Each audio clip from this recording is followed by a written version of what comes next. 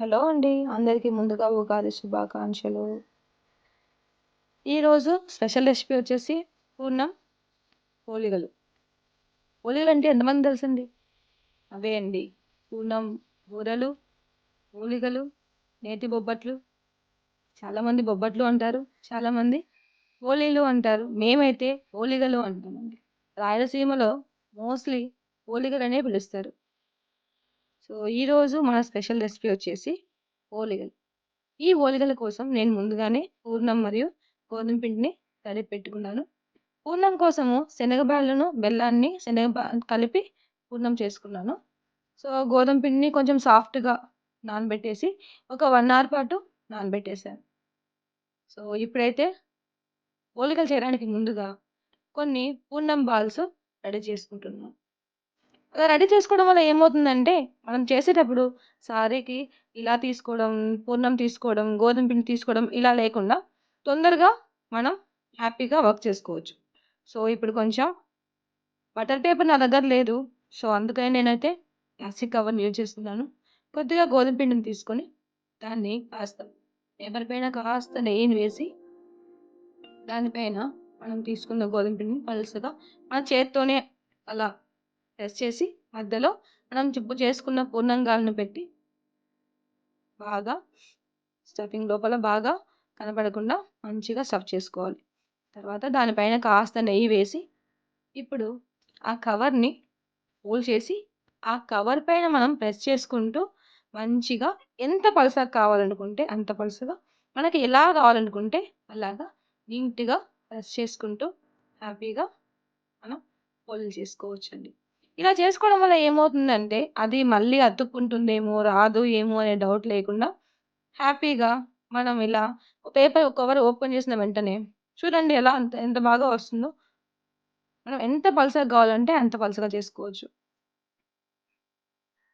చూడండి ఓపెన్ చేసినప్పుడు ఎక్కడ అతుక్కోకుండా మళ్ళీ మనం తీసేటప్పుడు కూడా ఎలాంటి ఇబ్బంది కూడా లేకుండా హ్యాపీగా, సింపుల్‌గా అలా తీసి అలా వేసుకొని దానిపైన కాస్త నెయ్యిని అలా వేసి నెయ్యి కాల్చేయడమే అండి. సో, ఏమనుకోవద్దండి. కాస్త పెనం ఎక్కువ కాలిపోయింది. అందుకని కాస్త అలా కాలుతుంది. సో, ఒక చిన్న టిప్ చెప్తాను.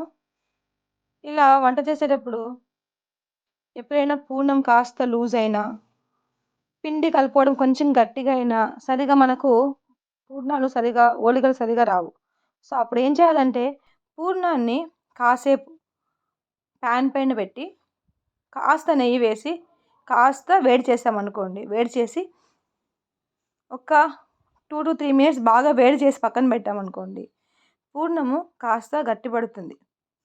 సో, మనం ఈజీగా మళ్ళీ పూర్ణాన్ని చేసుకోవచ్చు. నాకైతే పూర్ణంతో చేసిన ఏవైనా పర్లేదు. పూర్ణం బూరెలు కావచ్చు, లేదా పోలీలు కావచ్చు, ఇంకా కుడుములు కావచ్చు, లేదా పూర్ణం కజ్జికాయలు అవి కావచ్చు. చాలా ఇష్టమండి. నేనే కాదు మా ఇంట్లో మా పిల్లలు కూడా అంతే ఇష్టంగా తింటారు. మా ఆయన కాస్త ఇష్టంగా తినడు కానీ మేము ముగ్గురం చాలా హ్యాపీగా ఎంజాయ్ చేస్తూ తింటామండి. పూర్ణంతో చేసిన ఏవైనా మా ఇంట్లో బాగా ఇష్టపడతారు. బాగా తింటారు. సో, నేనైతే మోస్ట్‌లీ మా పిల్లలకి ఇలా చేయడానికి చాలా ఇష్టపడతాను.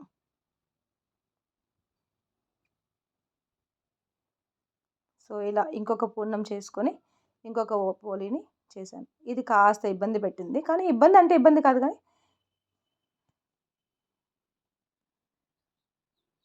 సో, ఫైనల్‌గా అలా అన్ని పోలీలను అలా చేసేసుకొని, తర్వాత దానిపైన కాస్త డ్రై ఫ్రూట్స్ అలా నట్ క్రాకర్ తీసుకొని నట్ క్రాకర్‌తో అలా డ్రై ఫ్రూట్స్‌ని క్రాక్ చేసేసి, అలా దానిపైన వేసేసి కాస్త నెయ్యి వేసుకున్నామంటే అసలు చెప్పనక్కర్లేదండి దాని టేస్ట్ ఎంత బావుంటుందో. ఇంకా ఇంకా కావాలనిపిస్తుంది. ఇంకా ఇంకా తినాలనిపిస్తుంది. ఈజీగా 2, 3 తినేయొచ్చండి కూర్చొని. వేడి వేడిగా పూర్ణాలు చేసుకున్నామంటే, ఇలా ఓలిగల్ని హ్యాపీగా ఒక 2, 3 ఏసుకొని తినేయొచ్చండి. అంత బాగా, అంత సాఫ్ట్‌గా చాలా బాగుంటాయి. కావాలంటే ఒకసారి ట్రై చేయండి. ట్రై చేసి చెప్పండి ఎలా వచ్చిందో.